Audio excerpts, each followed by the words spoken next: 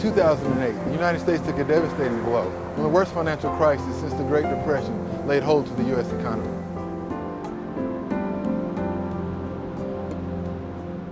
As the job market imploded, millions lost their only source of income. Some were left homeless while others struggled to keep their homes. New construction stopped and homes were left vacant. Foreclosures were almost as common as for sale signs. Now learning to live on reduced budgets, Americans are in need of all the guidance and help that are available. Hi, I'm Jonathan Johnson, and this is your Message Moment.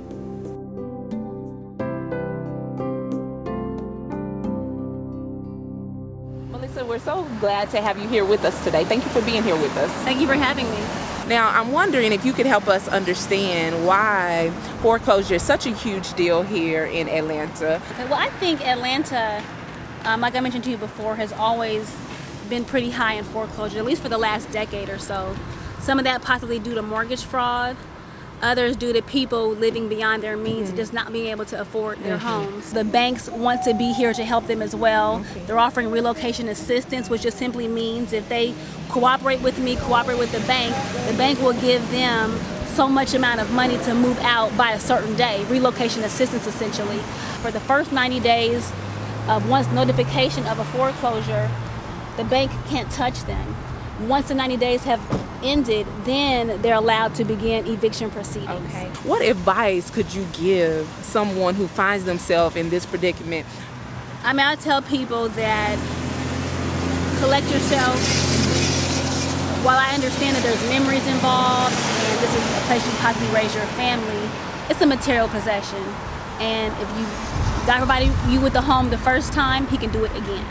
I'm here with Attorney Andrews. I'm so glad you decided to talk with us. It's my pleasure to be here. We're here in one of the most sought after cities right now in the country, Atlanta, Georgia. Tell me about what you do, what areas you work in, and how what is happening in the economy is affecting families. Okay.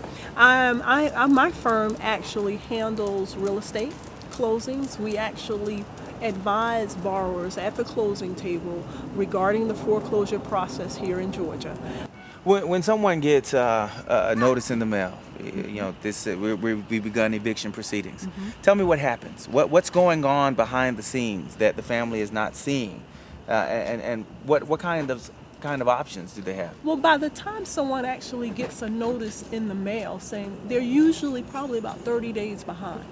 What should have happened is before then some things should have been done. For example, some options are refinancing, which is not always easy if you're already having difficulty and you're behind in the mortgage payment. Usually the credit is affected and won't allow you to refinance. Some other options are try a modification before you get to that point. Maybe reinstatement if funds are there to reinstate the loan. Then bankruptcy is always the last option that can be chosen. However, by the time you're being evicted, it's too late for that as well because the foreclosure has already happened. Let's say a friend, comes to you and says, "Hey, Attorney Andrews, I just got a notice. I'm being foreclosed, and I'm not going to be able to win because I can't pay it." What if you had to encourage them? What would you say to encourage them?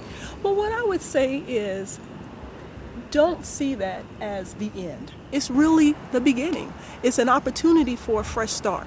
Allow the family to move, acquire other housing that they can actually afford and live in with a peace of mind and not have to worry and be concerned about how they're going to make the payment. We always live we have trials, we have tribulations, but we get back up and we start afresh. This is just an opportunity to start afresh. Is there any other advice, any other thing we should know about from a law enforcement perspective about foreclosure specifically, about the eviction process, about the consequences of foreclosure? I mean, we have kids, we have homes, we have bills, and some of the same financial difficulties that everyday citizens are faced with, we face also. So if you are in the midst of an eviction, we're not your enemy.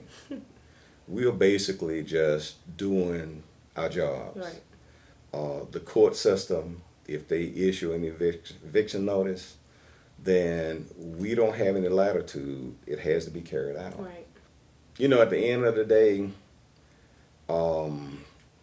it's still about working together to solve problems. And I still say that sometimes we in the community we don't do all the things that we can do to help people.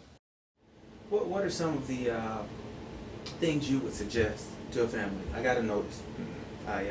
Says that I'm behind on my payments, going to go into foreclosure. What are some things you would suggest to that family? I think the first thing is be honest with you. Be perfectly honest with the situation that you're in. Many times we find that customers are scared to call the bank. They're scared to call the financial institution. They're scared to call their mortgage company. They want to take the letter and not disclose it to their spouse. They put the letter in a drawer like the problem's going to go away. It's not going to go away. Many people are experiencing these problems. The first thing is the bank doesn't want your property. I don't want your property. Our financial institution doesn't want your property. We want to find a way to help you maintain ownership of your home. So what would you say to encourage a friend, coworker, a neighbor that's experiencing foreclosure or have gotten a notice, and they want to know what do I do? One of the things that we really have to do, and what I would tell a friend or relative, is let's circle the wagon and let's just see what the circumstances are and deal with them realistically. You know, there's no sense of running. There's no sense of trying to hide it. We have to be honest. We have to be truthful. And then once we get to the bottom of what's available, sitting down with that financial institution and saying, honestly, this is my income, this is my W-2, this is my tax returns, because these are the things that they're going to ask for. You might as well go ahead and get bank statements and all those pieces. They're going to want to look and see to make sure that what you're telling them is honestly the truth.